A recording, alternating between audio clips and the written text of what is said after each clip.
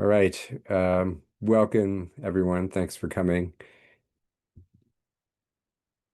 Today is going to be a morning of meditation that's particularly somatically oriented to the body-mind system, and also using some Feldenkrais method awareness through movement lessons. So we'll do the first part will be more meditative, and then the second part will be Feldenkrais.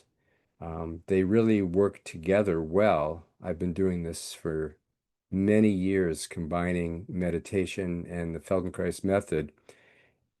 Just curious, how many people have done Feldenkrais before? If you have, you could raise your hand or signal a raised hand. Okay, and probably some haven't. So when we get to that, I'll introduce it a little bit further so you can get a sense of what it's about if you haven't done it yet. Um, and you'll see that part of the purpose of using Feldenkrais and meditation together is they really can help us become sensitized to the whole field of experience, um, particularly focusing on how we're embodied and becoming sensitive to what that actually means for us, how we live that sense of embodiment. So let's begin, and there'll be room for questions and as well, and checking in with each other. So here we go. So find a comfortable place to sit to start out with, and you can sit on the floor, you can sit on a chair, anywhere that's comfortable. And just simply become aware of your breathing, the natural rhythm of your breath. You can have your eyes open, your eyes closed, or half closed, whatever's comfortable for you. So you're just resting in the natural rhythm of your breathing.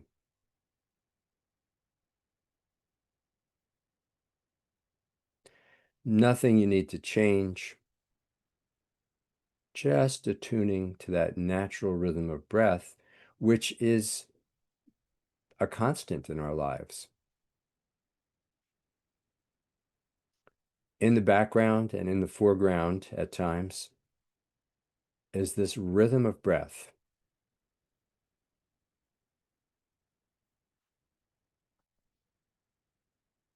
So just staying with that natural rhythm of breathing, and perhaps having the sense as you exhale of letting yourself be supported by whatever surface you're sitting on.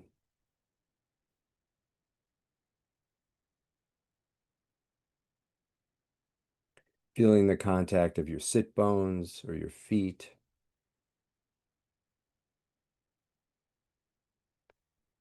And in this meditation, which some of you might have done before, I find it, you can do it almost endlessly.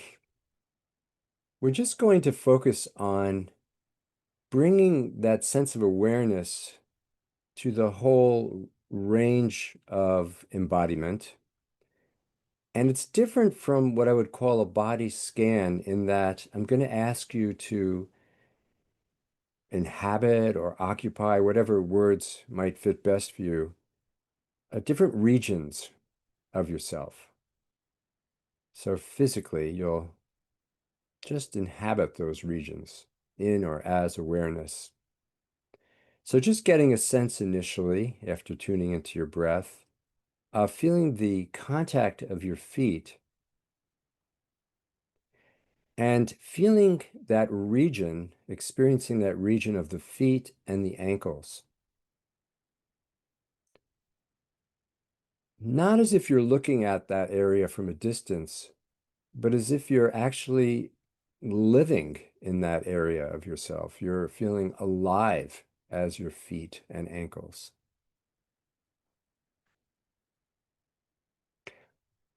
You're doing that naturally, so it's not something with effort. It's just becoming aware of that aliveness, that sense of presence of that region of yourself in a really simple way.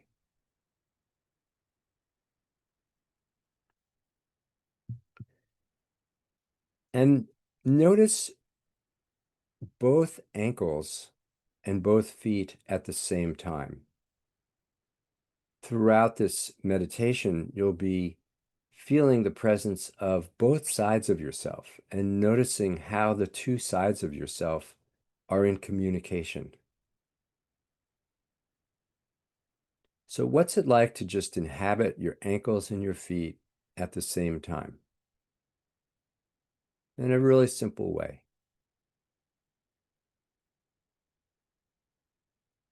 And then moving up to the presence of both knees. And here too, what's it like to actually occupy or inhabit the knees as if you're living in that space of the knees from the inside?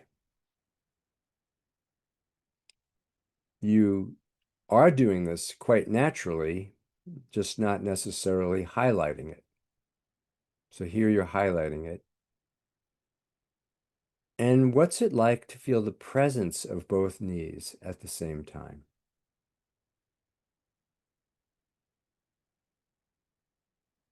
Whatever you discover is just fine. There's no need for any special result of any kind. It's just a sense of inhabiting the knees.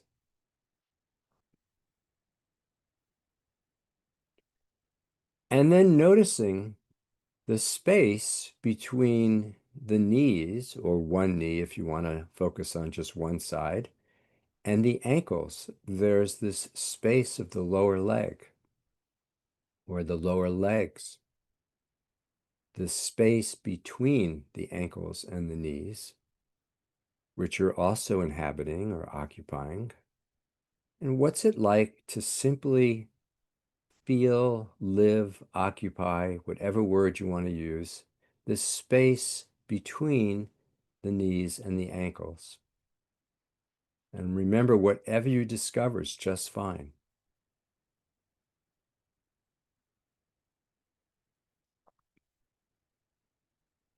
And now feeling that whole lower leg, the knees, the space between the knees and the ankles, the feet,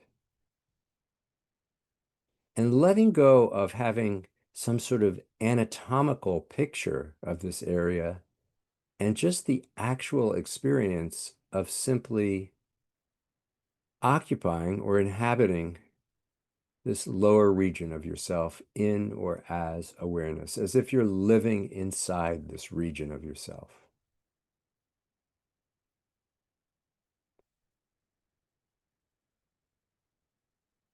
And you can just touch lightly into that, simply noticing it.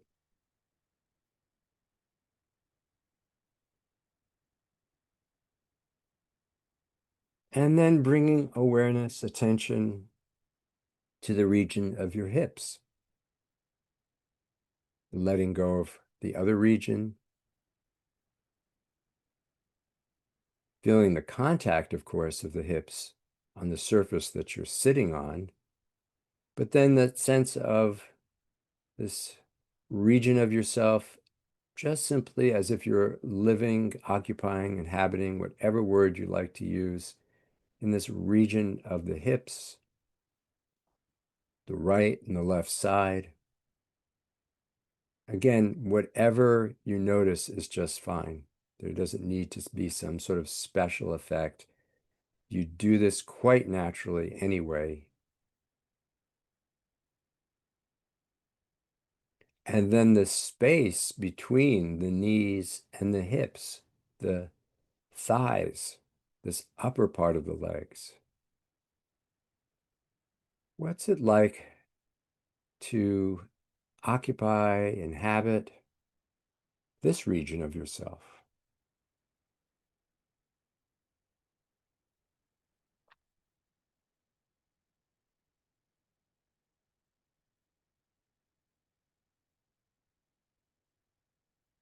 In each of these regions, there may be a sense of sensations or a density of sensations. There may be a sense of space or openness. Whatever you notice is just fine.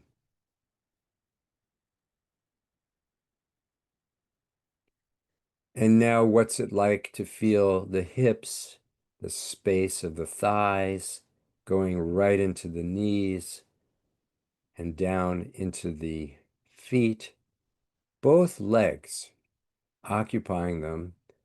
And you could pick the knees if you want, or the legs as a whole, and feel the presence of both the right and the left legs at the same time, if that's possible. If not, whatever you're experiencing is fine. And just notice if there's any sort of subtle communication between the right and the left legs. There might be, there might not be. Sometimes there's a little vibration, a sense of attunement to the two sides, or nothing might happen. And now you're simply occupying this lower half of yourself. And as you do this and feel this region, if you wish, you could, for a moment, just if you have your eyes closed, just open your eyes a little bit and notice what's it like to look out into the space as you occupy or inhabit this lower half of yourself. Just simply noticing how being very present as the lower half of your body, how that affects your seeing. Just for a moment.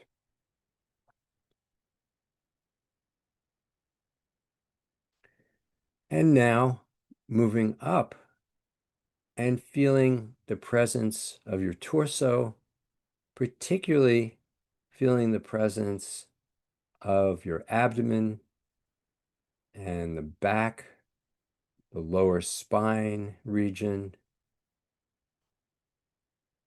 And again, having that sense of inhabiting or occupying your organs, your viscera internally. However that is, no special effect is needed. You're just occupying or being aware of this region of yourself. There may be a sense of sensations or density or vibration. There may be a sense of very little happening, a kind of neutrality. Whatever you discover is just fine.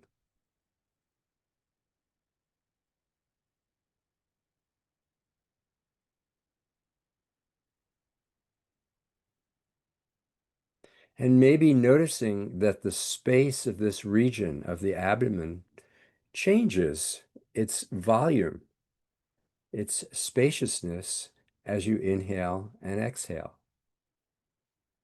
That with the inhalation, the space expands, and with the exhalation, there's less room, you could say, less volume. And just occupying inner as awareness, this region.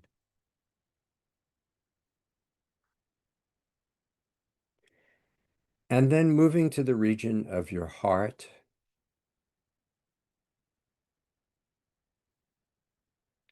As if you're in this region right in the middle of yourself. The chest area is a fairly large region. So there's a kind of open space there as well, particularly through the lungs and the ribs. So what's it like to simply inhabit in or as awareness this region of yourself?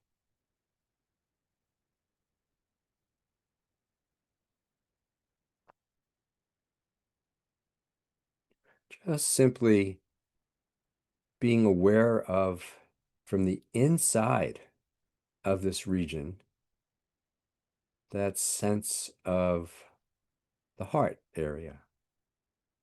There can be feelings associated with this region. There can be a sense of openness or space. There can be a sense of density of sensations.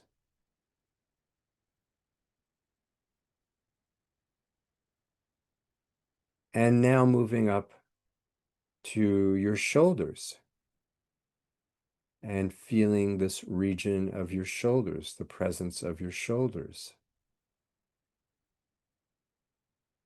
Again, occupying, inhabiting, being the space of the shoulders, being the region of the shoulders. Whatever words work for you is fine. And noticing if feeling the shoulders on two sides at the same time, if there's any communication between the two sides. There might be, there might not be. Just simply noticing whatever's present.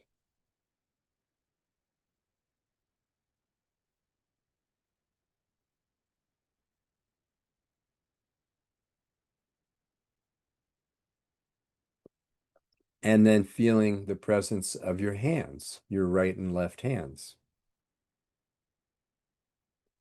Not only feeling the presence, but being the hands, as if you're occupying the hands.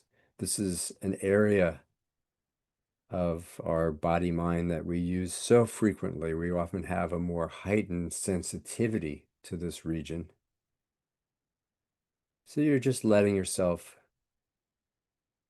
occupy the region of your hands and noticing as you feel both hands at the same time if there's any communication between them. There might be, there might not be.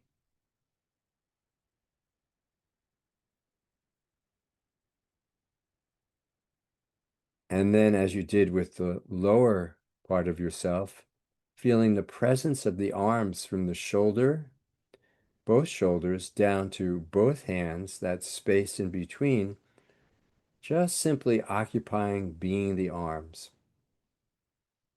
What's that like? In a very simple way. When you feel the presence or you become the presence of this region, just feeling what that is for you.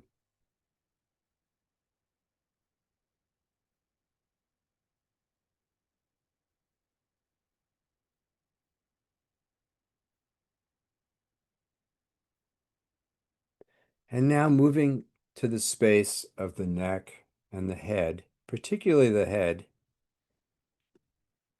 We don't often feel the presence of our head. We certainly can live there in some ways.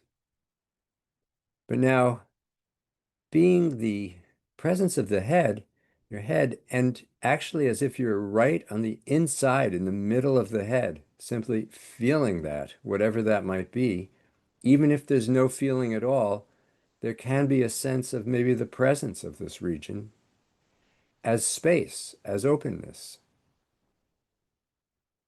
We're not used to necessarily acknowledging openness. We often become more focused on density of sensations, but openness is there too, amidst the sensations. There are often many regions of the whole body mind that are quite open, quite spacious, but our attention tends to at times be focused on the density of sensation.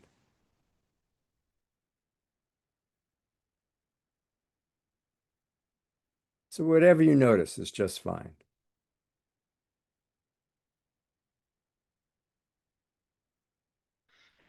And now let go of sensing the particular regions and simply feel, occupy, inhabit the presence of the whole field of the body mind. Just being from the inside, that sense of the whole body mind all at once, however that appears to you, however that is, whatever you perceive.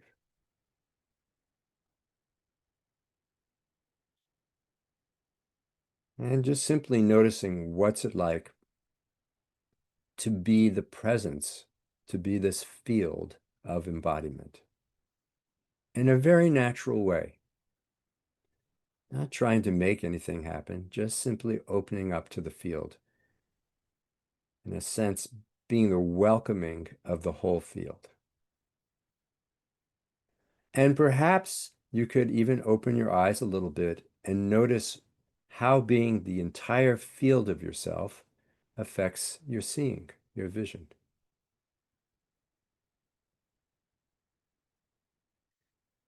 Do you have a sense of any regions of yourself that are particularly open, or any regions that are particularly dense that signal you in some way? Is there some region of yourself that's highlighting itself in or as awareness? There might be, there might not be. Whatever you notice is fine.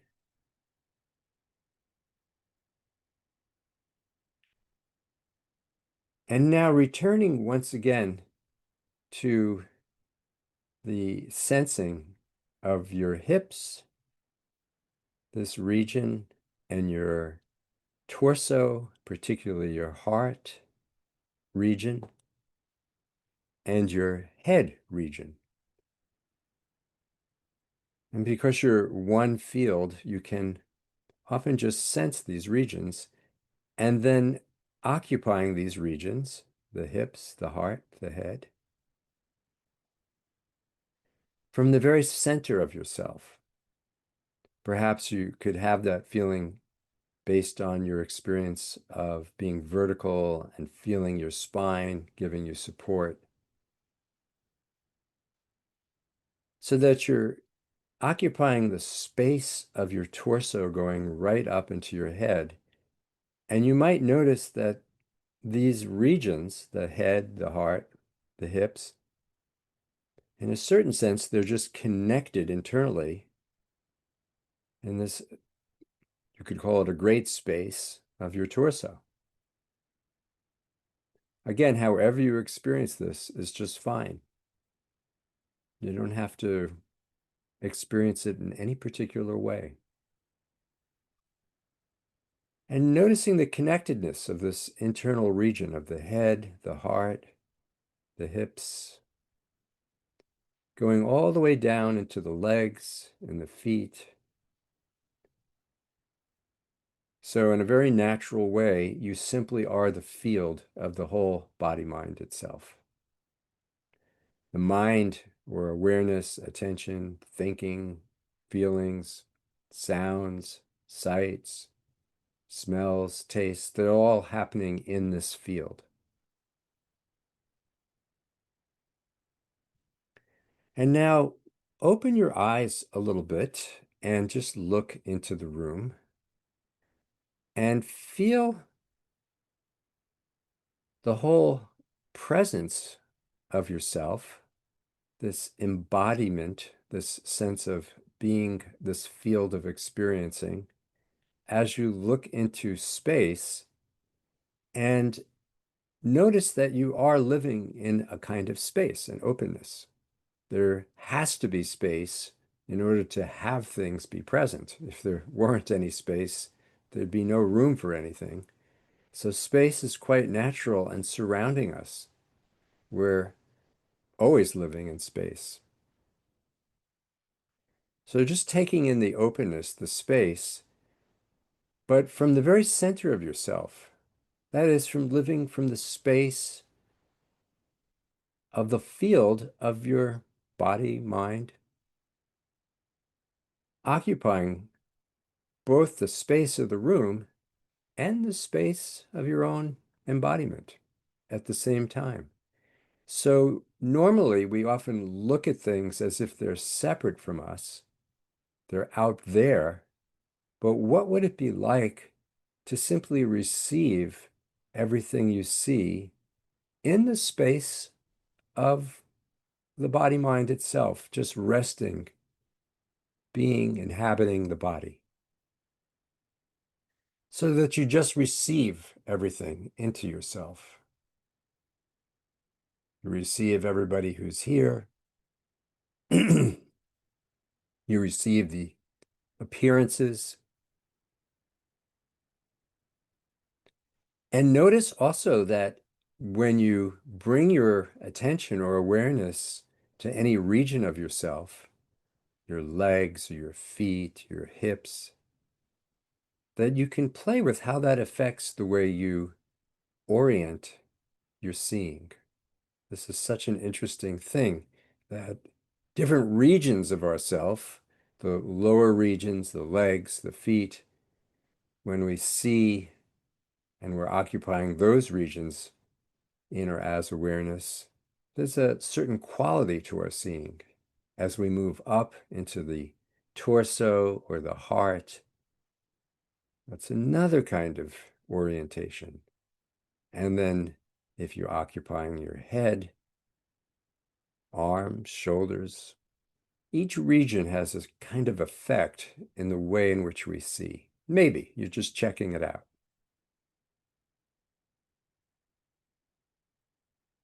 And then you can always return to the presence of the whole field of yourself, your whole embodiment, the body, mind, all at once. And notice how that affects your seeing.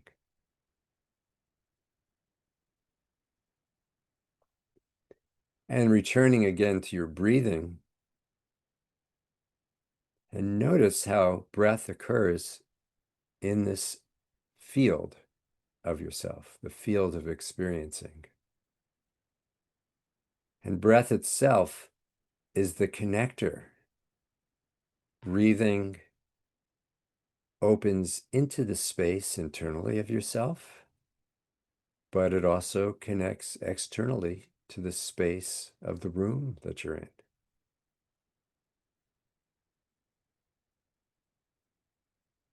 So you really are one space. There's the inner space and the outer space, and the breath is the bridge.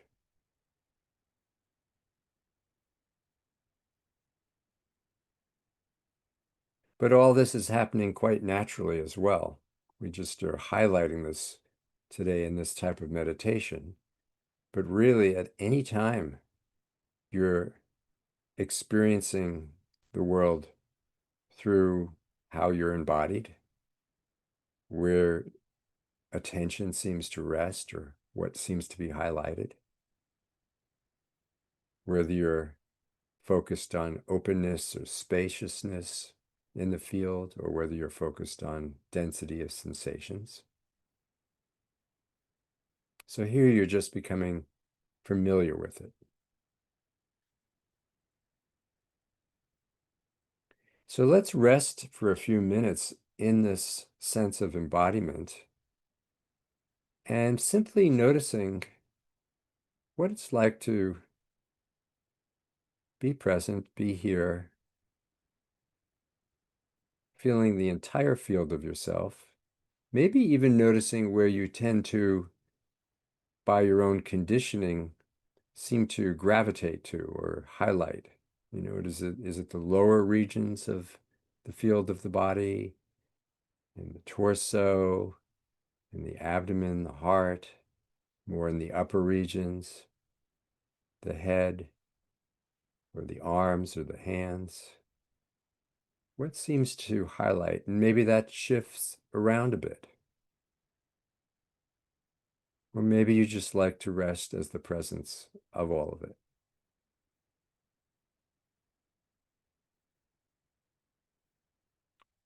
And you can always just come back to the natural rhythm of breathing, because the breath connects throughout.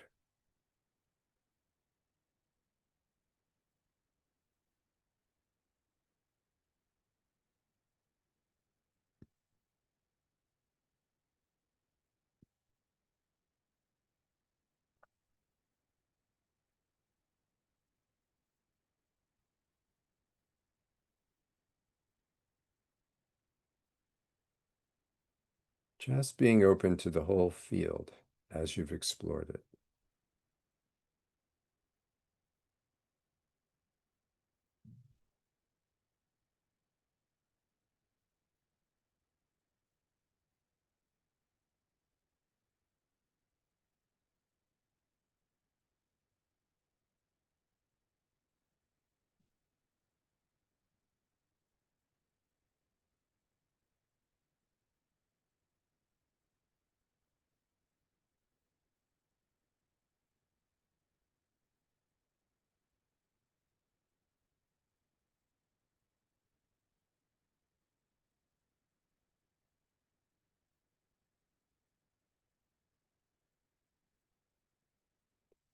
And then let's come back to being together. Maybe we'll just have some space for sharing any observations, insights. Sometimes noticing, talking about something you experience can make it more tangible. So we'll just talk a little bit about what you noticed before we move into doing a Feldenkrais Awareness Through Movement lesson. For those of you who want to say something, or if you have any questions about it, feel free. You can just raise your hand if you want. You can use the raise hand feature, or just speak up, unmute.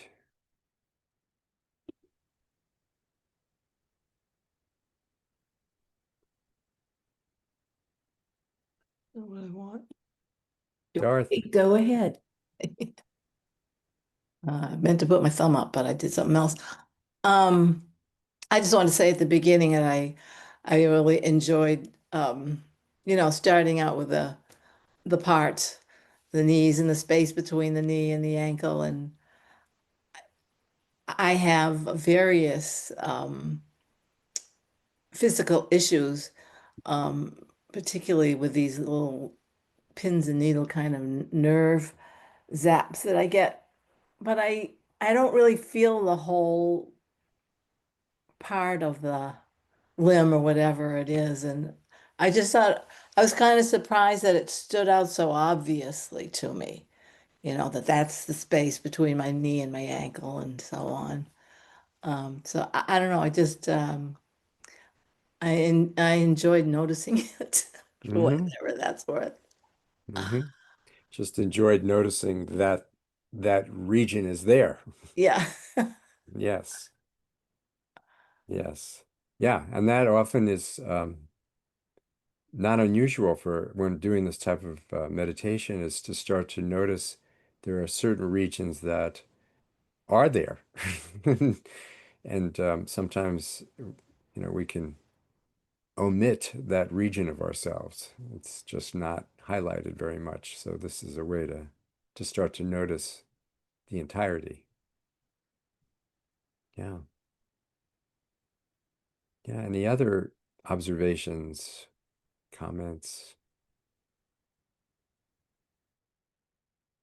Yeah, Victoria. Yes, hello, thank you. Great to be here. Probably if I were going to really ask you the question that came up in this, we'd be here for months.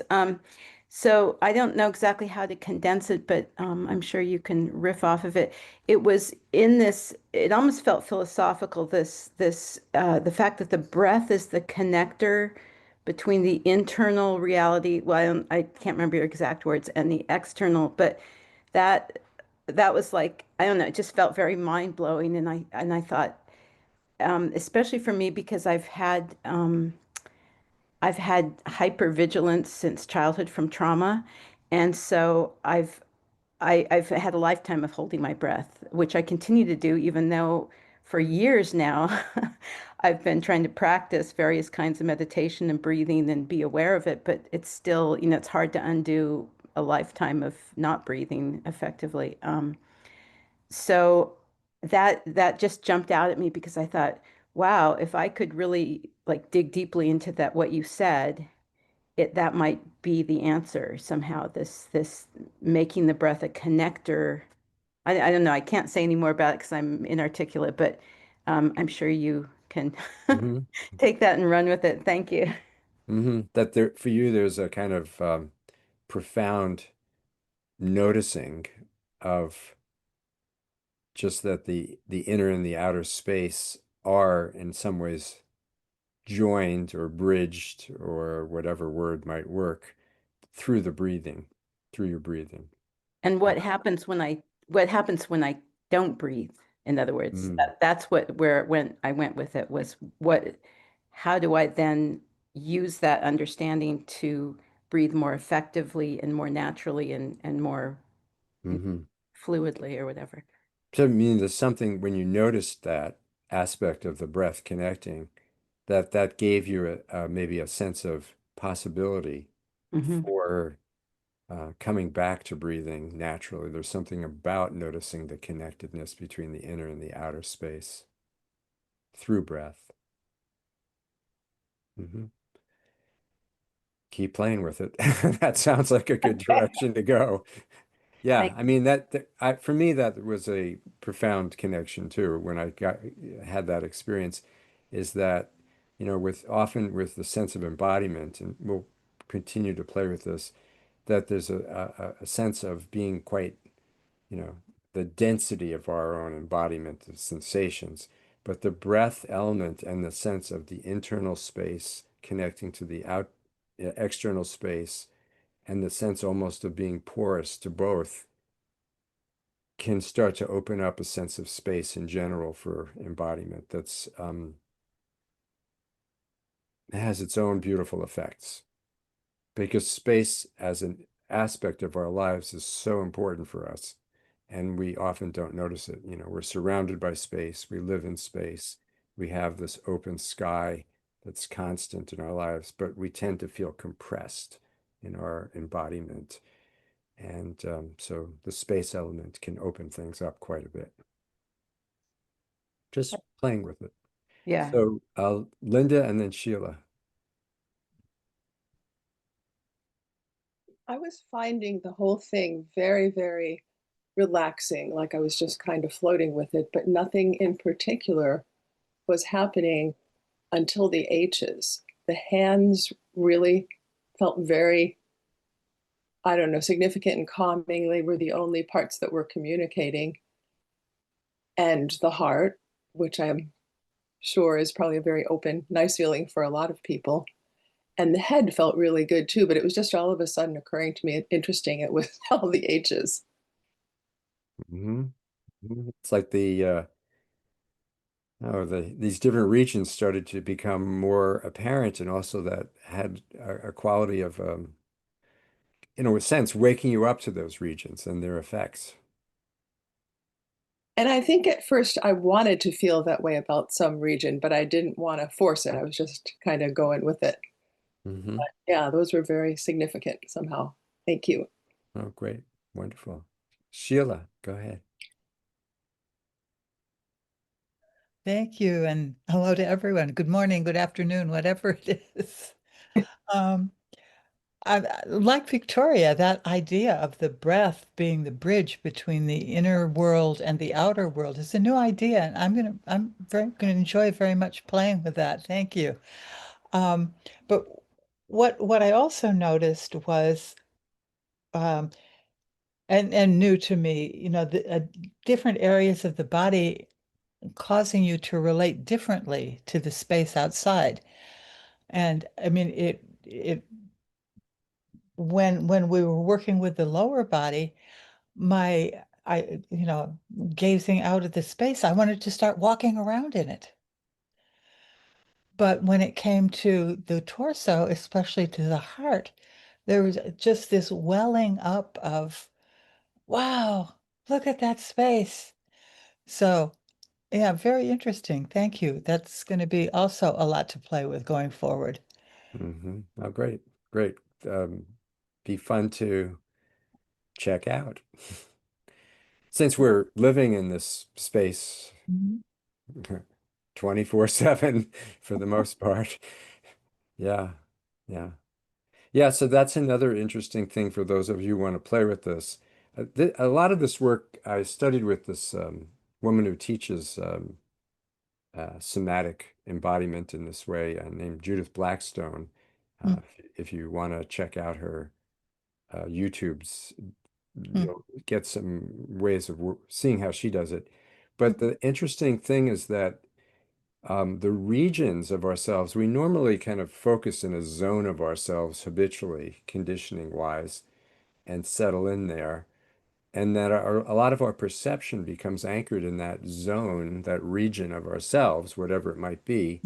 And that as you open up to the presence of the entire body, and you feel the presence of these different regions. And I call them regions because they're not parts, they're sort of regions of a big field of experiencing. That affects perception and particularly affects seeing. That the uh, when you're down lower in a certain way, there's a kind of more, well, everybody does it differently, but for me, there's a kind of the textures of things become very apparent. The granularness becomes. So it could be like walking, of course, you want to walk on a surface or something like that. So it's just interesting to notice where we tend to localize attention and how that affects perception. So that's another element to play with in this. Okay, I'm ready to move on to okay, so we'll move to doing an awareness and movement lesson. And this, again, is a wonderful way to uh, work with your own embodiment. Feldenkrais was an Israeli physicist who had injuries that he eventually ended up healing himself using this method he developed, which today is more related to what we call neuroplasticity, the brain's way of mapping and changing itself and the whole body system. He didn't know that quite at the time or have the language for that, but that's, if you want to read about it, there's a Canadian doctor, Norman Deutsch, and if you got the handout from today, if it was emailed to you, uh, he's his book, The Brain's Way of Healing, has a chapter on Feldenkrais and how it fits into neuroplasticity, which is very cutting edge aspect of medicine and healing. So highly recommend it if you want to look at it from that perspective. Um, so Feldenkrais always thought that movement is not the goal of the method, it's the vehicle.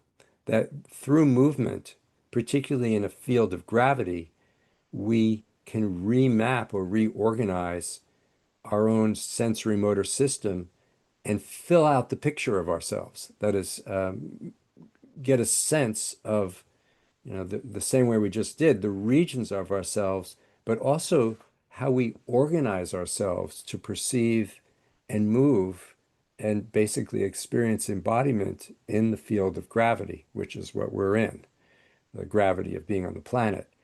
So he developed a very simple method, well, somewhat simple, in which you're using movement and you're simply noticing what your experiencing is, how you do what you do. So it's really learning how you go about organizing or doing things in the field of gravity. Of course, it's not just the doing, it's also the perceiving, the awareness of that doingness. Ultimately, doing, being, all the same thing. So the lessons are structured in a particular way that has anatomical themes, and we'll do that today. And they can happen in any orientation, in sitting, in standing, in walking, and lying down. We're going to do lying down because that puts you out of having to stabilize yourself and be upright, which requires a lot of work. And we're going to work with the theme again of connecting the upper and lower regions of yourself in a pretty simple way. If you've done something like this before as a lesson, doesn't matter. As Feldenkrais often would say, that anytime you do a lesson, even if it's the same lesson, you'll get another approximation of something new, some new kind of learning often occurs. Um, I've done some lessons hundreds of times and it's still yielding something. So it really doesn't matter. If you're just noticing and being with it, it'll be in itself an interesting experience. And you'll hear me give directions throughout. Probably the most important direction is really take care of yourself. If you think something doesn't feel good, do much less of it. The size of movements and the pace is irrelevant. It's really about doing movements in a way where you feel comfortable, where you feel a sense of ease, where you have maybe a sense of enjoyment. because the way you move and the way you organize yourself, you really do want to have an experience of enjoyment and ease in your own embodiment. And that's what we're cultivating in doing lessons, not gaining something, although you'll probably notice some conditioning arise of maybe I should do this more, or I should do it better, or something like that. That naturally arises in doing lessons. Okay, that's probably enough said here. So you'll hear me say, stop whenever you want, even if I'm giving directions, rest whenever you want. The resting is really important too. It's to absorb what you've been doing. Okay? And we'll have a chance to talk about this as well at the end of our session. So let's just begin with a simple, before you lie down, just everybody stand. And I'm not going to demo any of this because what I do is unimportant. That would be my system. You're checking in with your system. That's what we want to check out. So just standing, letting your arms hang at your sides and looking out into the space. And we'll keep connecting this to the sense of space as well. And simply feeling how your weight comes through you into your feet. And as you feel the contact of your feet, you're just looking out into the space.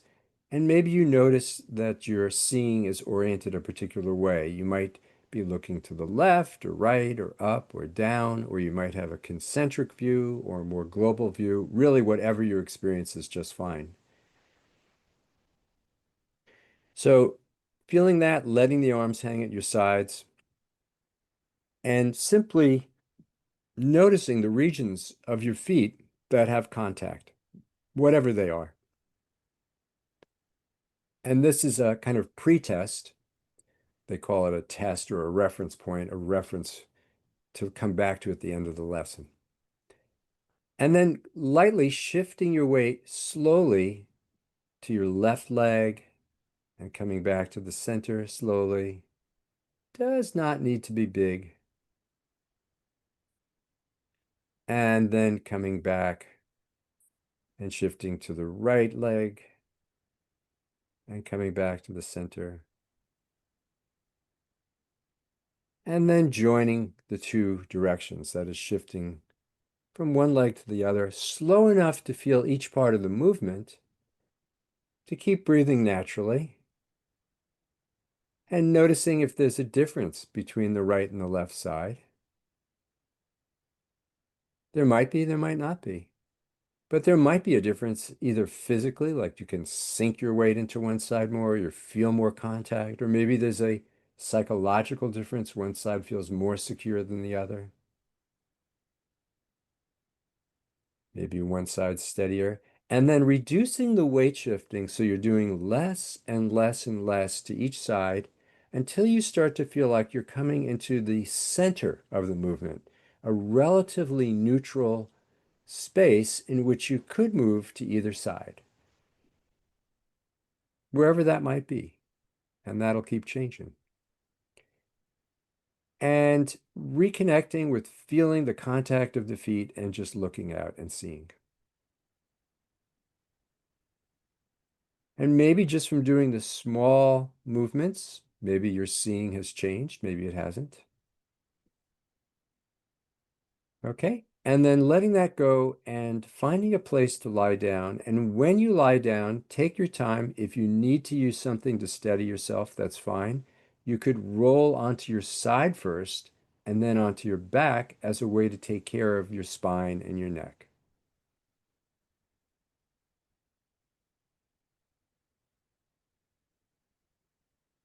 So just coming onto your back, lying down.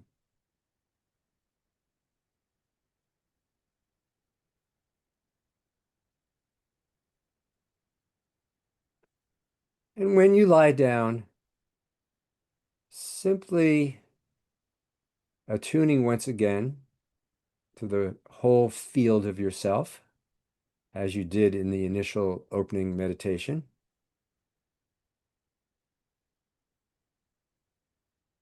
And particularly attuning to the natural rhythm of your breathing.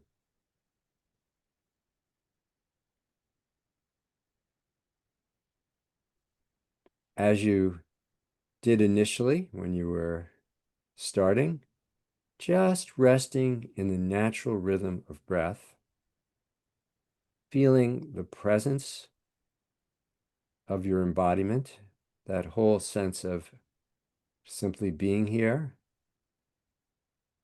occupying the space, the regions of yourself.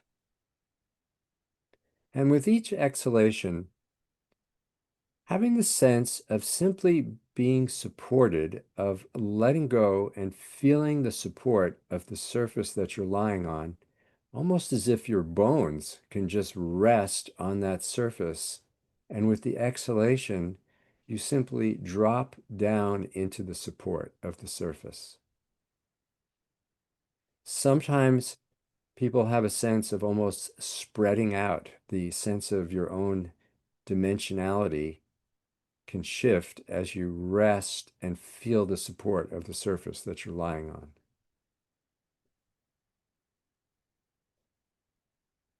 Of course, whatever you notice is just fine. And you might feel or notice different regions of your body mind maybe signaling you or highlighting in or as awareness. You don't have to know why or how. It's just noticing, welcoming the whole field of experience.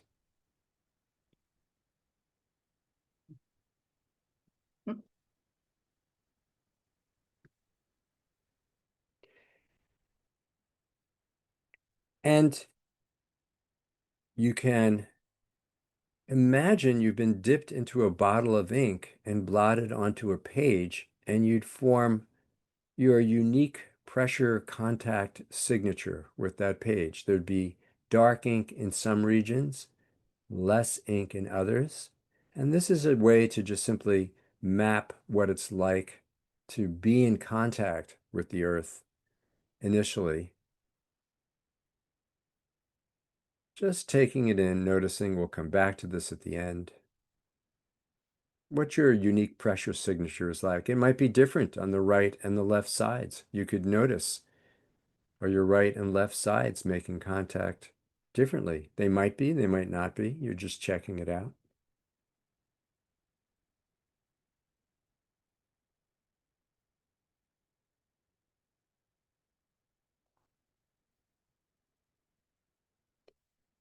And then when you're ready, bring your knees up and feet flat. And you can always rest in this position with your knees up and feet flat if that's more comfortable for you too. And let each leg stand independently.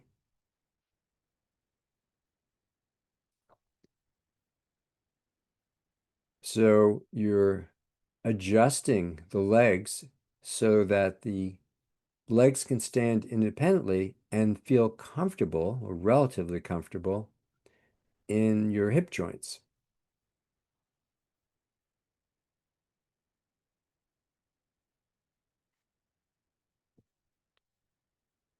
And then slowly tilt your legs a little to the left and then come back to the center a couple of times, slowly.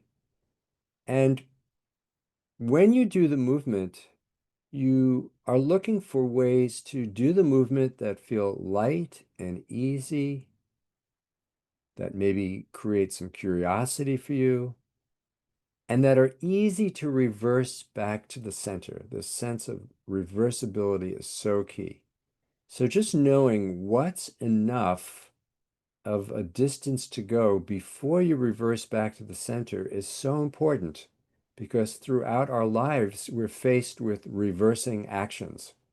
Right? You start to do something and then you need to stop. You realize you're getting off balance and you need to reverse back to some neutral place. So we're playing with that sense of making reversibility easy in this lesson. And where you're not holding your breath, you can breathe easily. And it doesn't matter how big the movement is. That's irrelevant. As you do this movement, you can notice how the pressure contact changes in your hips and other regions of yourself. Maybe you notice the effects of taking your legs to the left in other regions of yourself. Good. And then when you're ready, come back to the center. And now take your legs in the other direction, to the right. And again, reversing and coming back to the center. So a couple of times in this direction, again, finding where is it easy to reverse.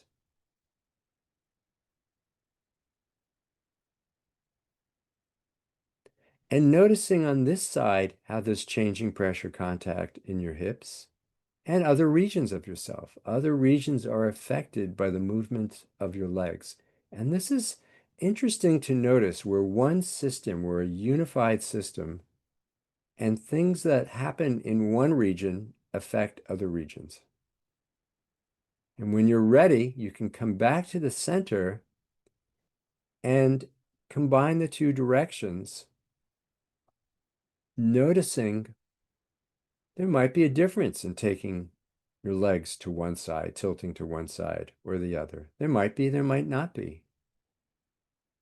And can you do this movement and stay with the natural rhythm of your breathing?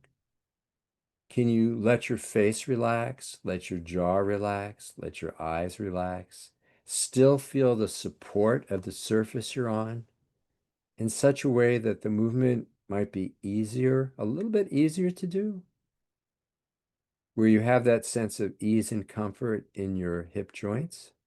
You can feel the changing pressure contact on each side of your hips and in both feet as well.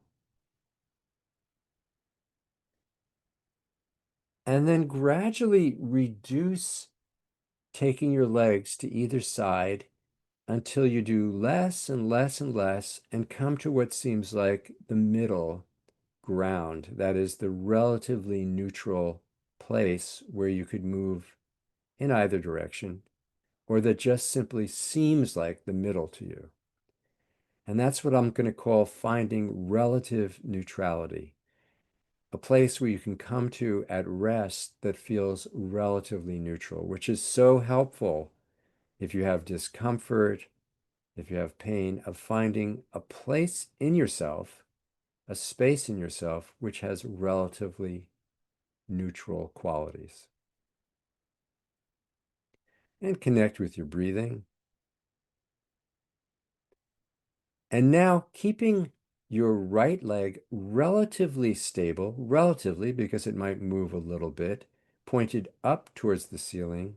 Let your left leg come out, tilt to the left a little bit, and come back so that you're feeling a little bit more clearly your left hip joint. Your right leg, of course, is maybe affected. It's going to move a little, but you're keeping it relatively stable. This is a constraint in a lesson. And is there a way to make the movement of the left leg tilting outward and coming back also light and easy, in harmony with the natural rhythm of your breathing? Do you need to make any adjustments anywhere to let that happen? Perhaps positioning the left leg differently, maybe. And notice how at some point the right leg wants to join into the movement. It has almost this sense of being recruited to tilt to the left. And at some point, as you take the left leg to the left, you'll naturally feel the right leg starting to tilt to the left, and let it. So now you're connecting the tilting of the left leg and letting the right leg start to move as well and tilt to the left. And then, of course, both legs reverse directions, and the right leg starts to bring the left leg back.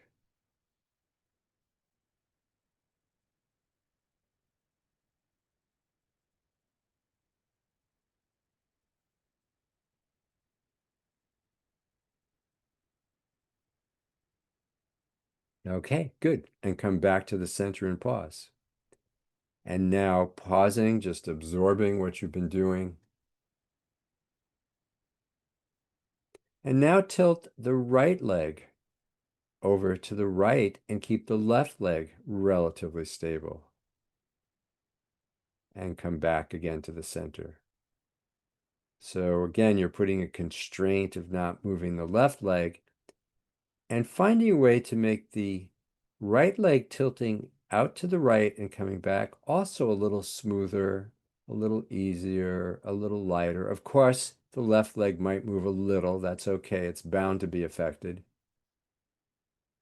You'll feel the changing pressure contact on the right side of your hips and other regions of yourself, your right foot. And again, at some point, you'll feel how the left leg naturally gets recruited to tilt to the right by the right leg tilting outwards. And you'll just let it have that experience, and then the left leg will lead the way back into the center again. It's interesting to feel how each leg can move individually and yet can affect the other leg. Just a few times. And can you do this in a way where you can continue to breathe naturally, let your face and jaw and mouth relax? Good, and come back to the center and just pause for a moment in this position. Just simply feel how you've affected yourself.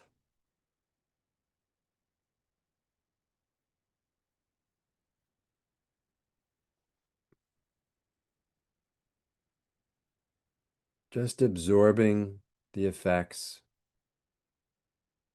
Resting in the Feldenkrais method is as important as moving. You want to notice how you affect yourself when you're doing something by not doing something. And then when you're ready, you'll feel an impulse to move. Now, once again, return to tilting both legs to each side slowly. And notice how just doing this little variation might have affected your tilting of the legs once again.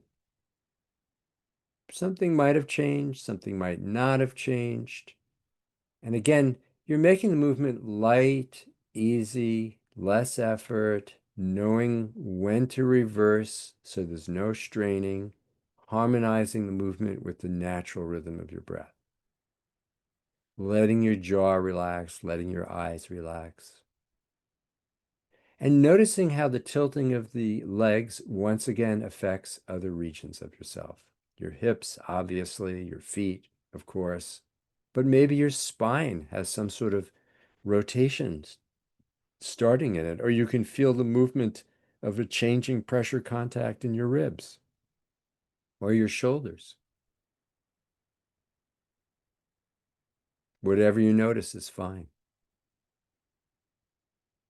Maybe you like tilting more to one side than the other. And how come? What do you notice that allows that?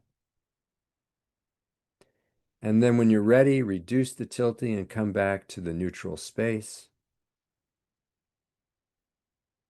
the middle of things, and take a full rest. You can stretch out to rest, or you can keep your knees up and feet flat.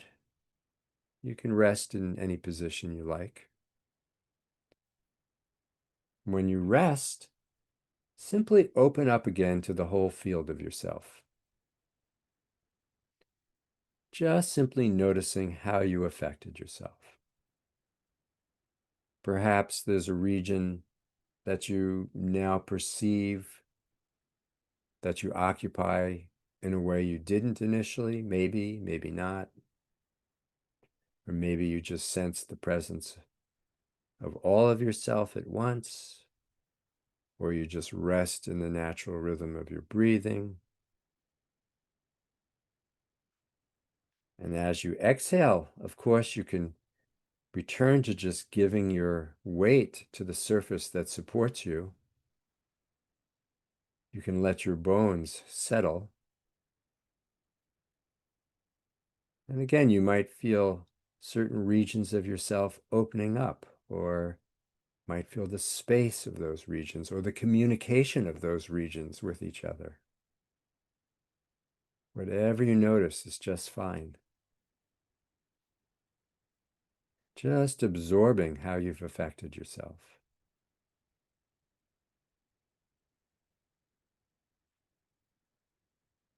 Even doing simple little movements can have a profound effect in your organization.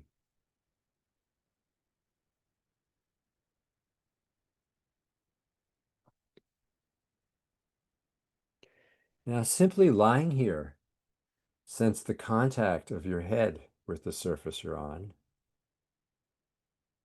and slowly roll your head a little to the left and come back to the center, slow enough to feel each part of the movement and the changing pressure contact of your head, of your skull.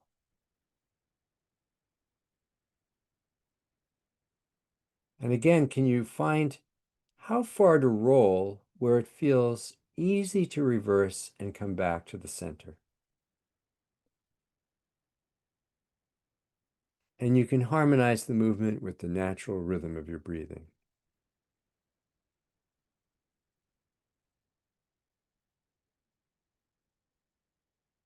Just a few times and coming back to the center.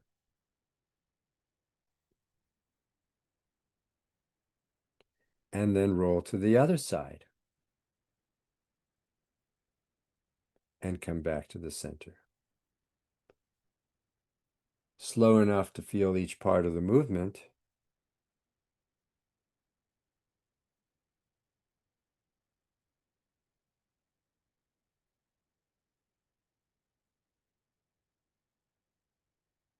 And when you come back to the center, pause for a moment.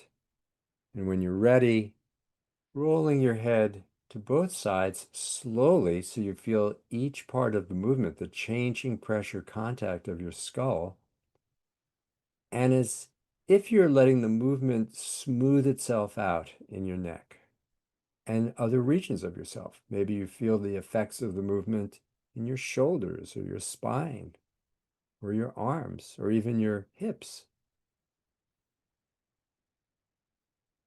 Harmonizing the rolling of the head with the natural rhythm of your breath.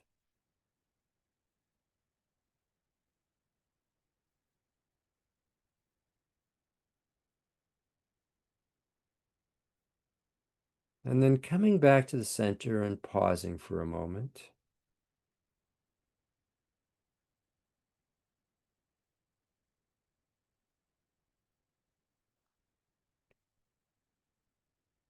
And now the next time you roll your head, even if you have your eyes shut, that's fine. Let yourself look in the direction that you're rolling your head. So you can look with your eyes closed or with your eyes open, or you can do both. Slow enough so you can feel each part of the movement and noticing how your eyes like to become involved with the rolling of your head. Maybe they're quite passive. Maybe they just are going along for the ride. Maybe they look into the direction of rolling. Whatever you notice is just fine. And again, harmonizing this with your breathing. Is there a way to do this so you might increase your enjoyment a little bit of rolling? Or your curiosity?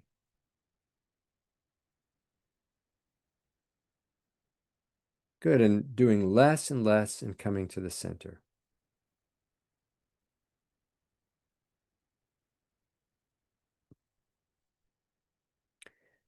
And just pause and absorb how you've affected yourself.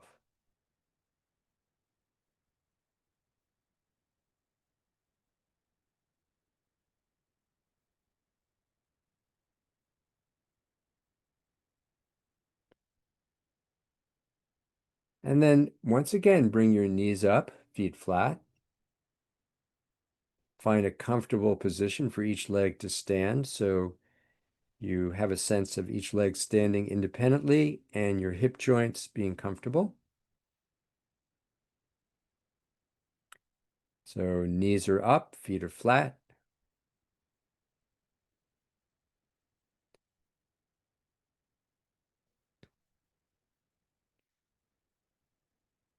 And now tilt your legs back and forth a little bit to the left and the right. And notice how far up through yourself, your upper body, you feel the effects of the legs tilting. That could be changing pressure contact, movement. You're just experimenting, just noticing how far up do you feel the movement, the effects of the legs tilting. Just a couple times and then come back to the center.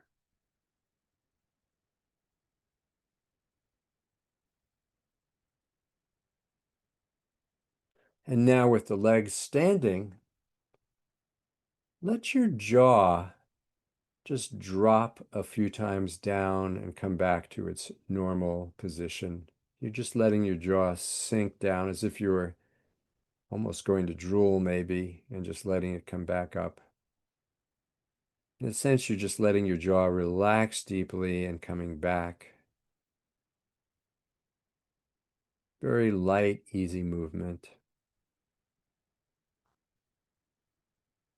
And the next time you can come back to the center and just pause. The next time you let your jaw come down, let your jaw drop down and move a little bit to the left and come back to the center a couple of times. So the jaw comes down, it moves a little to the left, it comes back to the center, it could come back up if you want, it could drop down, go a little to the left. So you need to make the movement small enough so it feels easy to do.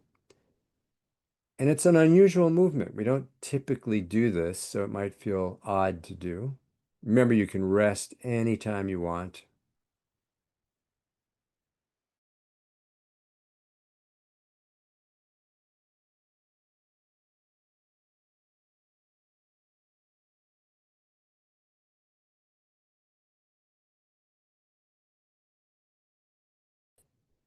Go to the right side, come back to the center, maybe come back to neutral, and just letting your jaw come down over to the right. And there might be a difference between the right and the left sides, maybe.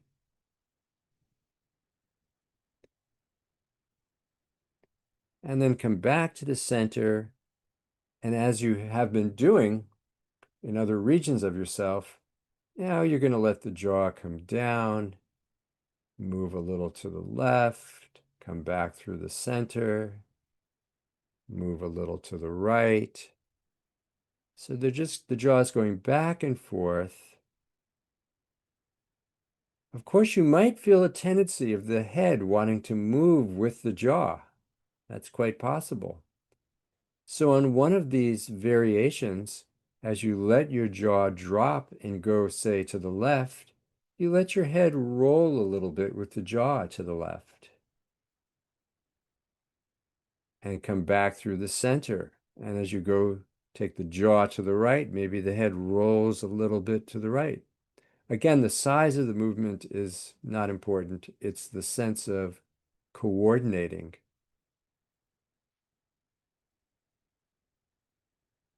Good, just a few times and noticing how the head and the jaw like to become involved with each other. The jaw regulates with the eyes so many ways we organize ourselves. So it can be fun to start to bring the jaw into play.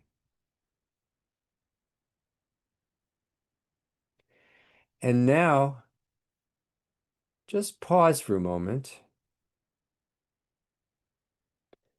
You can bring your knees up and feet flat if you've stretched them out, once again.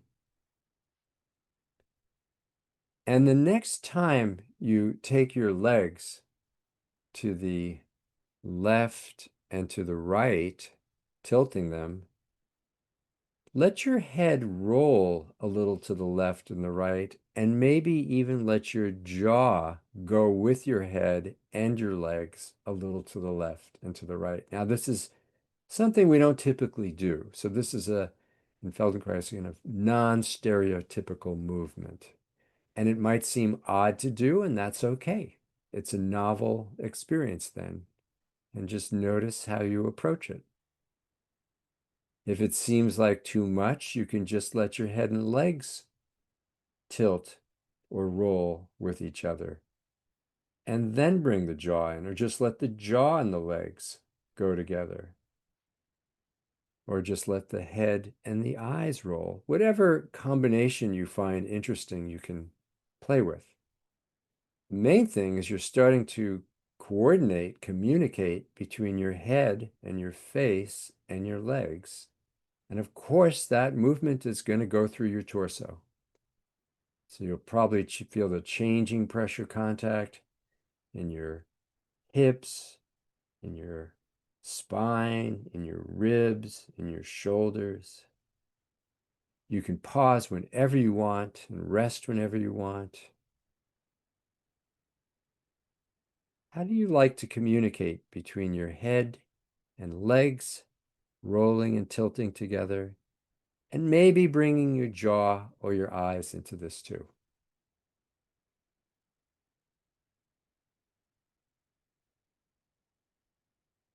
Just playing with it. It's not serious.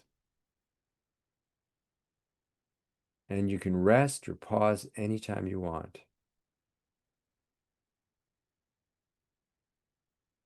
Now let go of having to bring these other regions in. Come back to neutral. Pause for a moment. And once again, just tilt your legs to the left and to the right slowly. And notice which regions of yourself throughout the whole field of yourself seem to naturally like to get involved with the tilting of the legs. And then let them. It's almost as if the tilting of the legs is an invitation to other regions of yourself to get on board. Just a few times, just noticing how you've affected yourself.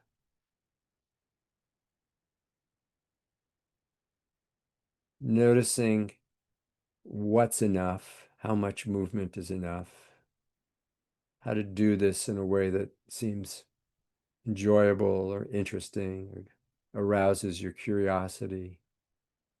Maybe it is comforting, in harmony with your breathing.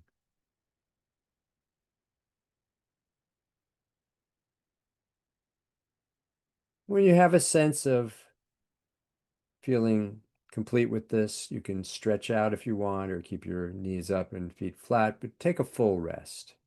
Let everything relax and rest.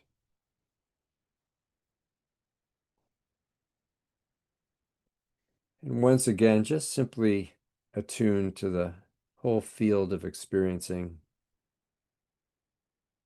being that welcoming awareness or presence.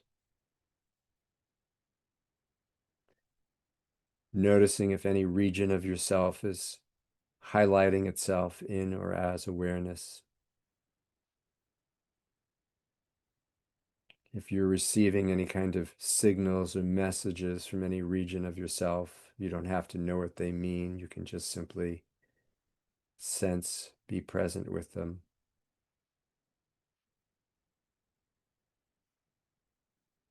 Noticing if any new regions of yourself seem to be opening up to your embodiment.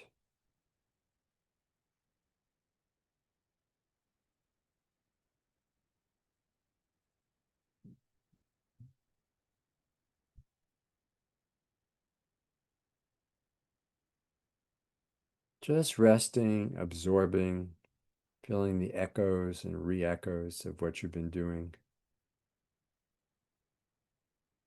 With each exhalation, you might have the sense of sinking, letting your bones be supported by the surface you're lying on.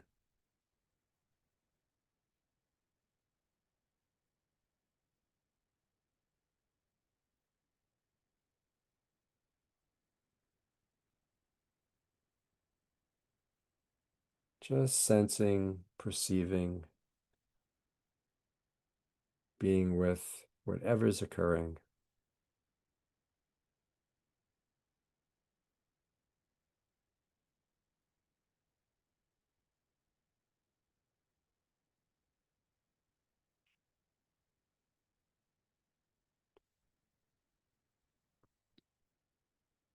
just riding the waves of whatever is occurring, whatever arises.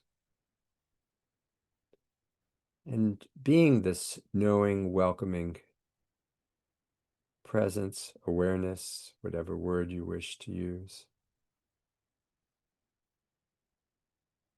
that naturally and easily simply is aware of whatever's occurring.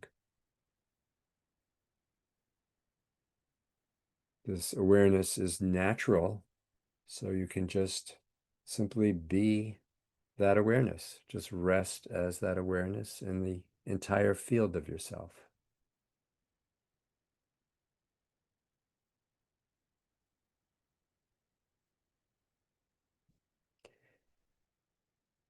You might not even have a sense of being localized in one region. You might feel the space of yourself as global, open, just the welcoming itself. Whatever you notice is fine.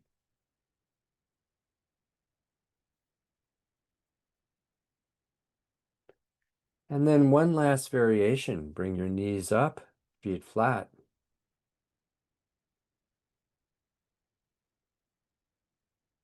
So the legs can stand independently.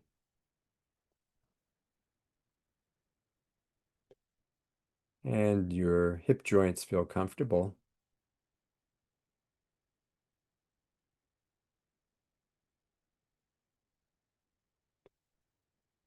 And cross your right leg over your left knee in a way that's comfortable. And if this isn't comfortable, you can always just imagine doing it.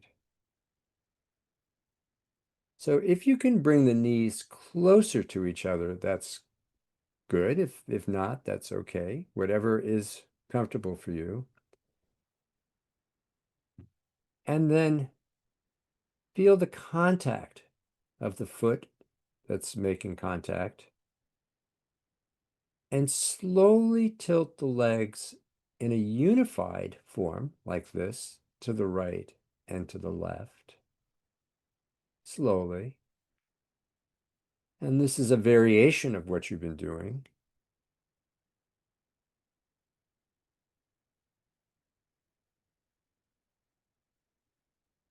And notice how this tilting of your legs affects the upper regions of yourself. And notice how your head likes to get involved with the movement of the legs in this orientation. Sometimes the head will go with the legs, and that feels nice. And sometimes the head will roll in an opposite direction. So as the legs tilt to the left, the head might roll to the right. Try both variations. The head rolling with the legs tilting, and the head rolling in opposite directions, and then the legs and the head returning together at the same time. As you do this, can you let your jaw relax, and can you harmonize the movement with the natural rhythm of your breath? And again, can you notice, particularly with the tilting of the legs, how you can make the reversing back to the neutral middle ground feel really light and easy? What needs to happen in yourself to allow for this sense of easy reversibility?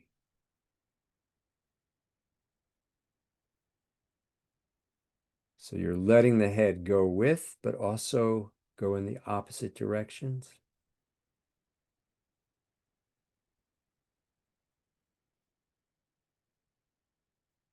And as you take the legs to either side, notice what happens on either side of your spine. Does one side tend to lengthen a little? Maybe it does, maybe it doesn't, as you take your legs in a particular direction.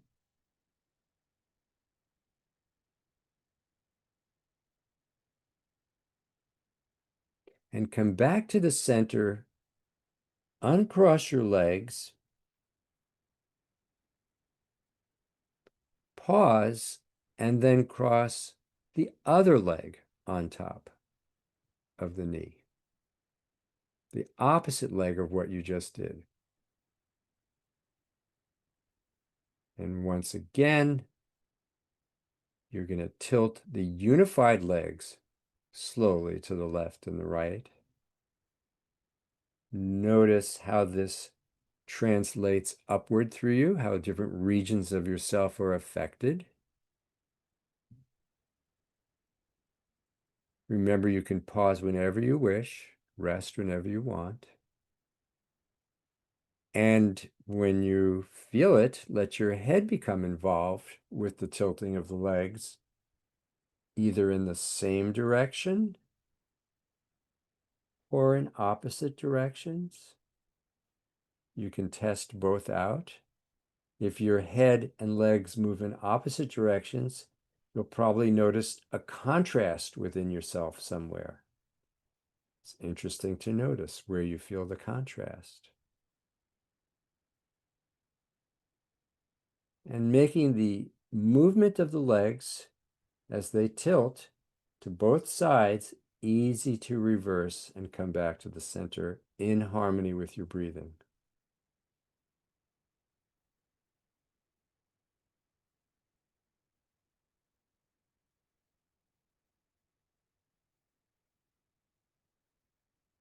And maybe your jaw likes to go along with the movement.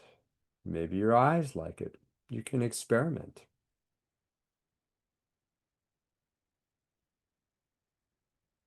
And what happens on either side of your spine? Do you feel any lengthening on either side of your spine? Maybe you do, maybe you don't. You're just checking it out. And at some point, come back to the center, uncross your legs, pause for a moment. Have the legs standing independently.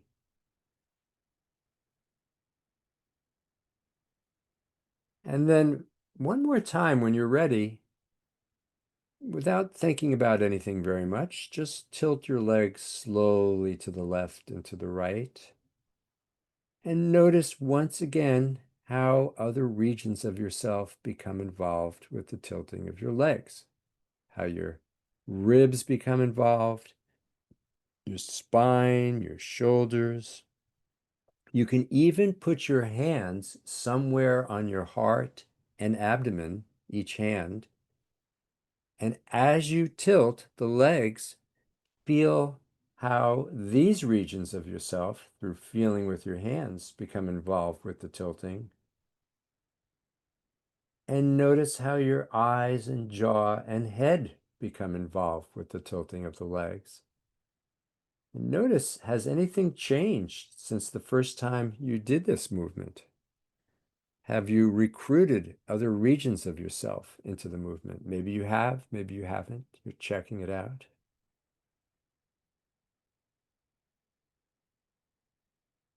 Are there any regions that you find you're inhabiting that might be new to you?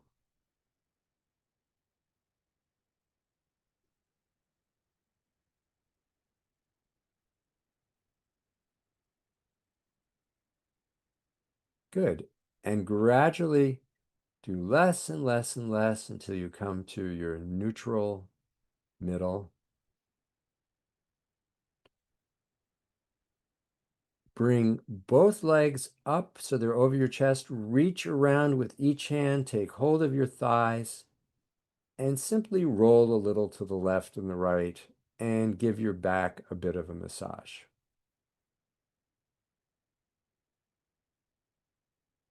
And again, you can notice how the legs rolling through the arms and the shoulders and the head, they affect each other, right? They mutually affect each other. You could even take your legs in little circles going around in clockwise direction or a counterclockwise direction.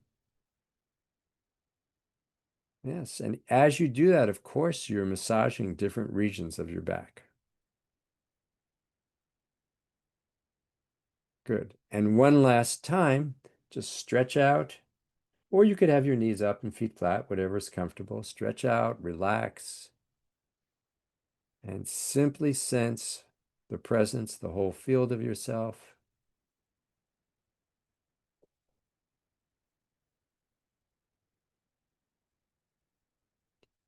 Simply resting in whatever you are noticing, whatever's highlighting in or as awareness. Noticing if there are other regions of yourself, either sensations or open space that you're becoming attuned to, or maybe just noticing the presence of the breath moving through the space of yourself, how you open, expand with the inhalation, decrease the space with the exhalation. Just absorbing how you've affected yourself.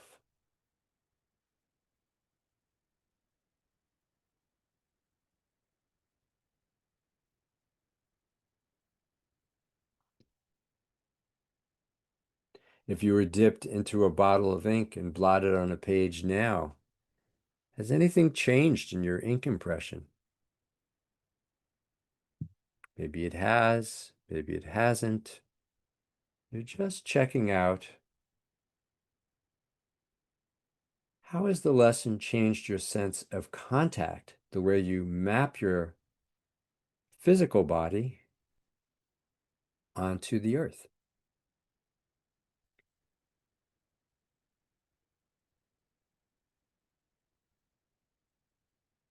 Just absorbing, sensing, welcoming.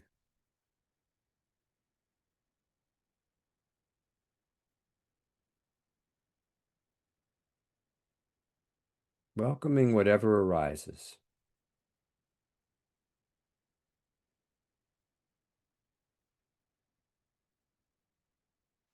And then bring your knees up, feet flat, and play with rolling, tilting a little from one side to the next, and eventually rolling onto a side and starting to make your way towards sitting. You can sit on the surface that we're lying on if you want. Eventually coming to standing, but really taking your time, letting the lesson give you insights and ways of moving that you might not have experienced before. So take your time becoming more vertical. You can stop and rest anywhere. You can breathe. You can crawl around if you like. Being aware of how the things you learned in the lesson might affect the way you start to become more vertical. So you're taking your time. There's no big rush to become vertical.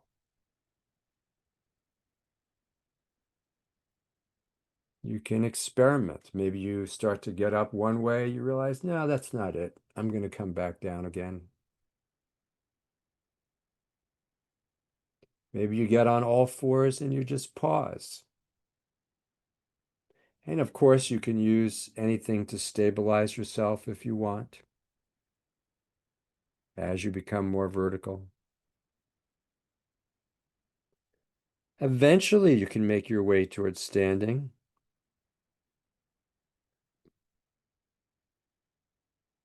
Taking your time, feeling how you build the support to become more vertical.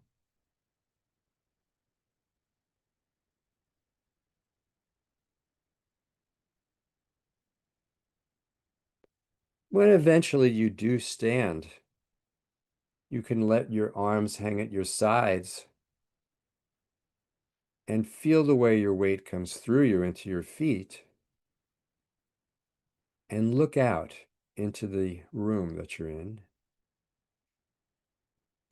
And notice if anything might have changed. Maybe it has, maybe it hasn't. In the sense of contact that you have through your feet. Perhaps in the way that you're looking out, you're seeing. Maybe your seeing is more globally going on. Maybe you're seeing to the left or right or up or down or concentrically. Maybe you're noticing colors and textures and appearances slightly differently, maybe. And then slowly shifting your weight from the left leg to the right leg slowly, and noticing how the whole rest of yourself becomes involved with the weight shifting. Has the lesson affected anything in the way you shift your weight? Maybe it has, maybe it hasn't.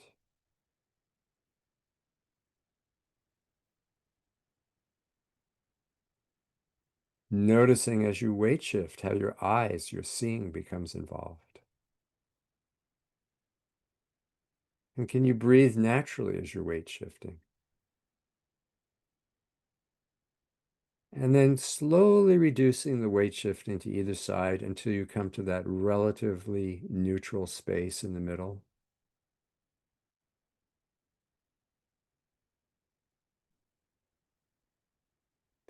And then walking around the room and simply noticing how the lesson affects the way you walk.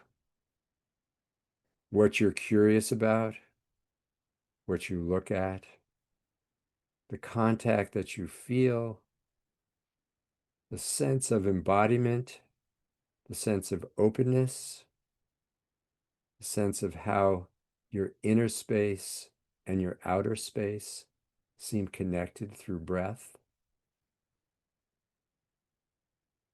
Notice if you perceive what you see in any regions of yourself in particular. Maybe you do, maybe you don't, but maybe you notice your seeing seems to connect more to your heart region or to your hips or to your feet.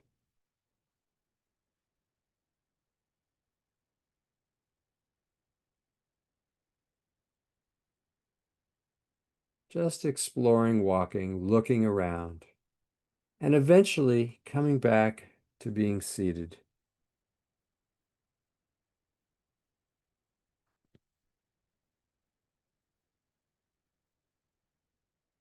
And noticing what it's like to be seated and to be seeing and feeling the contact of yourself with whatever you're sitting on.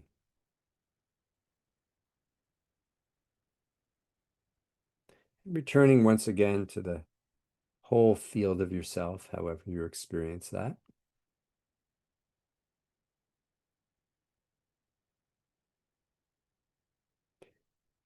And we can check in around anything you noticed during this awareness through movement lesson, how it might have affected you, what you noticed changing or noticed perceptions, or not say anything at all, of course. But sometimes it's interesting to hear what was going on for other people and also for yourself to make some of this tangible, since this is not a way of being that we typically discuss with each other. Let's put it that way. So anything that you wish to share, feel free. You can just raise your hand. Of course, there's no need to say anything too, but have some open space to share how the lesson affected you.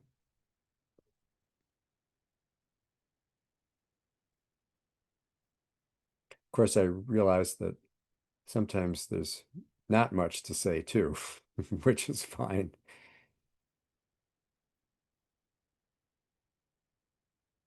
Yes, Juliana. Hey, Dan. Thanks. I feel so much more relaxed. And this one thing that I really noticed is that I have found over the last few months that I've had a little trouble rolling over, that just that has been an effort. And I have to adjust my body to roll over. And so just now when I did it, I started adjusting my body, but then it's something like a like a new trust was settled in, and I just did it. I just was able to roll over, and it was great. Thank you. You're welcome. It sounds like the lesson in a way helps you integrate options for just doing it in a way where you didn't have to make consciously that many adjustments. Yeah. Yeah. Anything else you noticed you wanted to? Yes, Karen.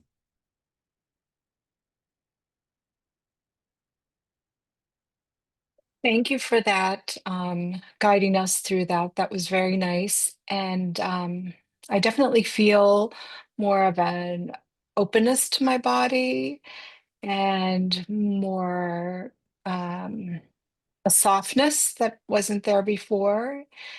And it also made me realize I have some more acute pain that as of a couple of days ago.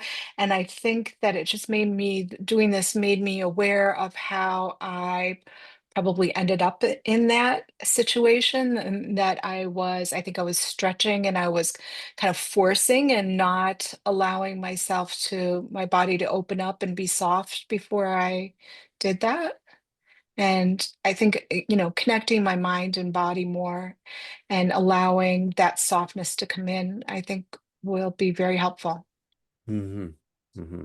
Great, great to notice how this lesson could affect the way you stretch and also creating it. You can bring that same sense of easy reversibility into the stretching, and that might be helpful too. Yes, good point. Thank you. Mm-hmm. Sure. Yeah. Anything else anyone wants to? Yes, Linda.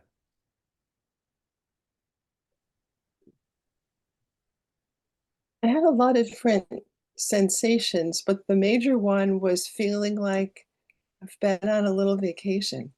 It's just very, very relaxing. I've been having a lot of trouble with an insect bite, needed to get some antibiotic and steroid salves for it. And I've been very protective and very worried about it, not wanting to bump it because it's been so itchy. And I thought of it when we did the crossing the legs thing, but then I just didn't worry about it. I was just kind of rolling and all absorbed. Oh, this is really interesting with my head. No, it doesn't want to go that way. It wants to go the other way. And it was just really nice to be freed from worrying that I was going to bump it and start the itching again. So Mm-hmm. thank you. All very interesting. And I feel somehow more at peace with my body. Mm-hmm. I never knew Mm-hmm. I wasn't at peace with it, but just something feels much better. Thank you Mm-hmm. again. Oh, you're welcome. You're welcome. Yeah, interesting it sounds like for you as you became more absorbed in just noticing how you were doing what you were doing in a way that just allowed you to let go of the concerns and just be with the organizing itself. And that's like the Yeah. little vacation. Yeah. Thank you. Yeah, wonderful. I hadn't thought of that before, but I love the idea that doing a lesson could be like a little vacation. I think that's quite wonderful. Yes, Christine. I just want to tell Linda that any kind of mint toothpaste for me eliminates itching from bug bites way better than calamine or anything else. I keep a Wow. tube of toothpaste next to my bed and put it immediately on a spider bite, a mosquito bite. You have Wow. it at home. You can do this at Thank home. you. Thank you. Wonderful. Yeah. Okay. Anything else anyone wants to say? Yeah, Dorothy. Yeah, I was just thinking about rolling over, and I'm doing a lot of thinking about how I move now because I have osteoporosis, and there's all kinds of things you should and shouldn't do. Um, Somebody had brought something up about, if you're in the tub, can you get out? If Mhm. you slipped in the tub, could you get out? And I've always just done this strong to get up from lying down. I would just do a strong pulling and use a lot of strength in my arms and my abdomen going forward and then get up. And I had not tried just turning to my side and then more gradually pushing up. And that takes less muscle effort to do it Mhm. that way. So, and I know before we talked about recruiting some muscles to help other muscles if you don't happen to have equilaterally strong muscles.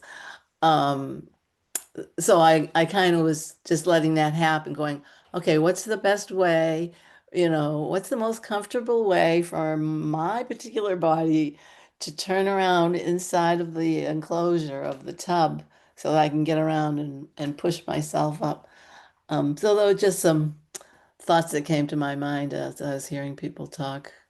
Wonderful, wonderful. Yeah, that's exactly what a lesson, I mean, what you're saying is exactly what a lesson can help you with. It's sort of like, okay, how do I do this in a way where I can recruit the different regions of myself to give me support and an orientation that helps me do whatever it is I'm doing. So Mm. that's exactly a wonderful application of a lesson.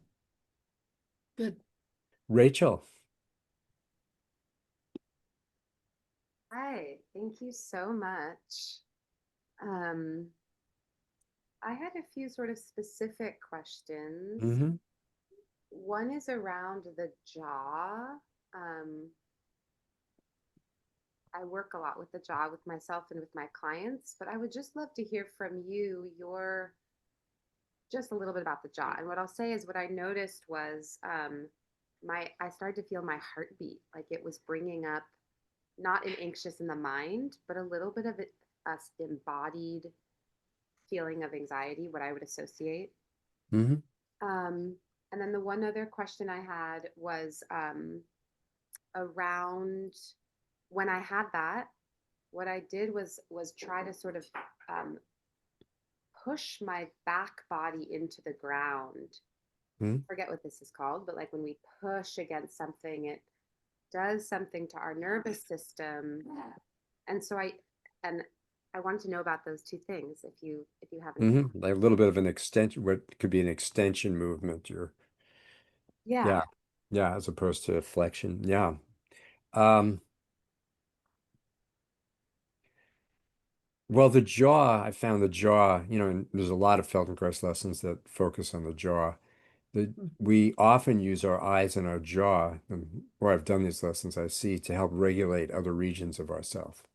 And the jaw is so automatically, in a sense, wired into these other things that when you start to bring the jaw into play with other regions, kind of consciously like this, it becomes more and more apparent how the jaw likes to get involved or just simply gets involved. Mm. And a lot of times we'll use our face, our jaw, and our eyes to stabilize ourselves in some way or to create a kind of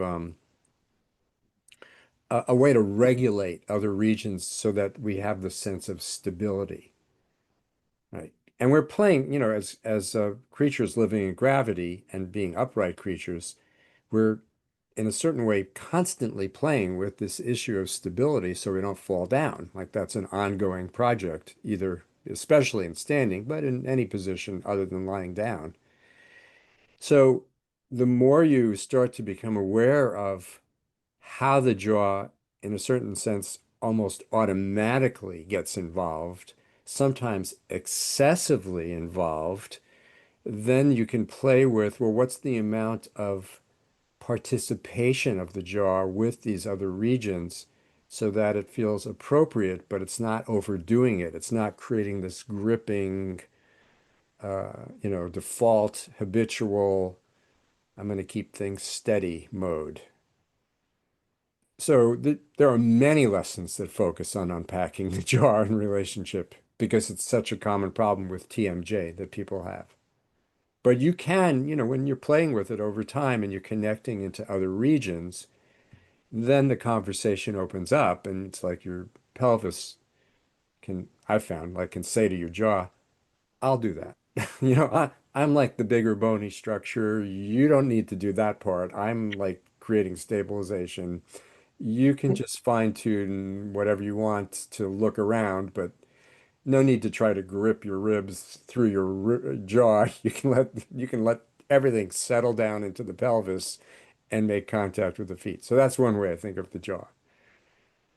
Um, so then the other thing was, yeah, we had this continuum of movement, and through any anatomically we can extend up, and go extend up through ourselves. We can fold down through ourselves, so we can go into extension or flexion. And somewhere, throughout this lesson, I played with where is a neutral space between two directions that you're moving.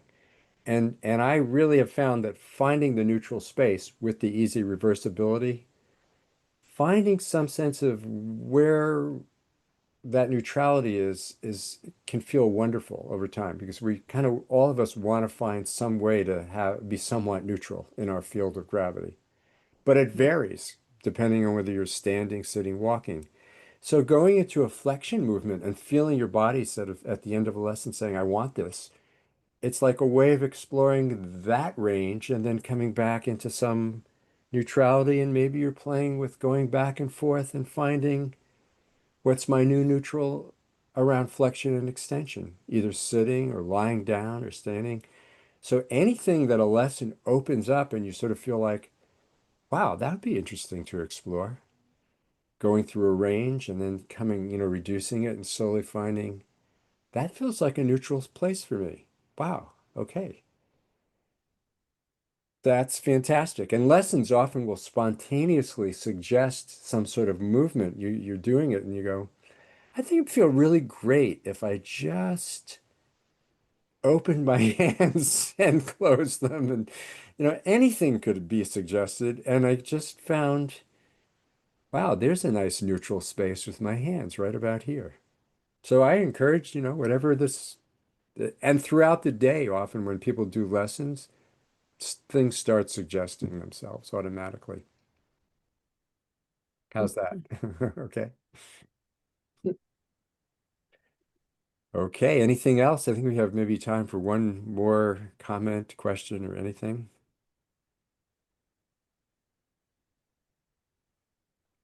Okay, all good.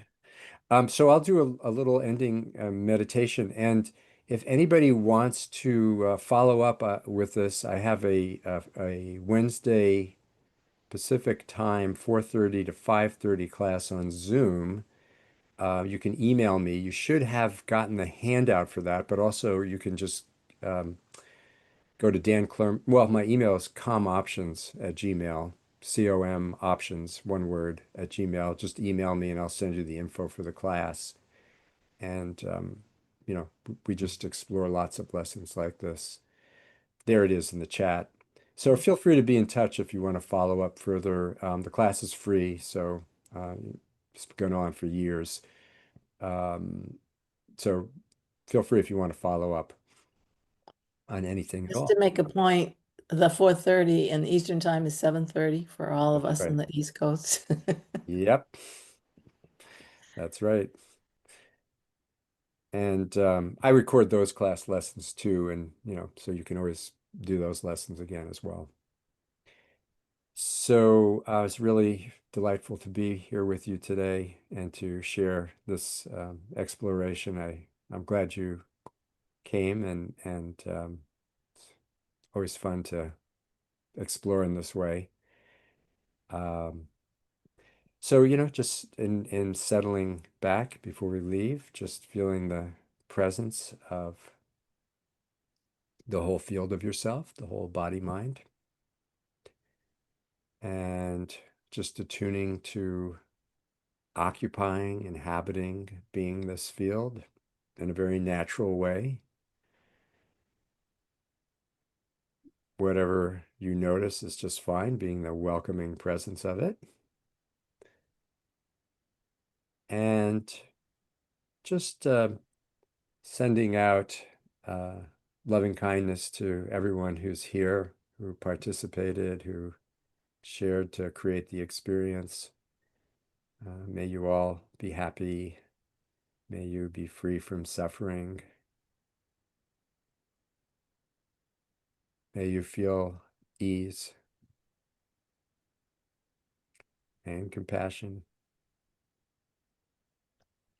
And then letting that open out into the space in general, and letting that shine out to everybody, everywhere. Just may everyone feel free from suffering. May everyone feel peace. May everyone feel compassion. And, letting your own embodiment just radiate that out as well. We all live in a common space. We're all connected through the breath. Our inner space and outer space is really the same space. And so just sharing that out with everyone today as you go through the day. May you all be happy. May you be peaceful and feel compassion and ease and more comfortable movement as you go about the day today too. Okay, and feel free to be in touch too. I'll be doing something in November as well. That'll be a full day if you want to get involved with that. That'll go further into it all too, just to let you know. It'll be announced through NDF.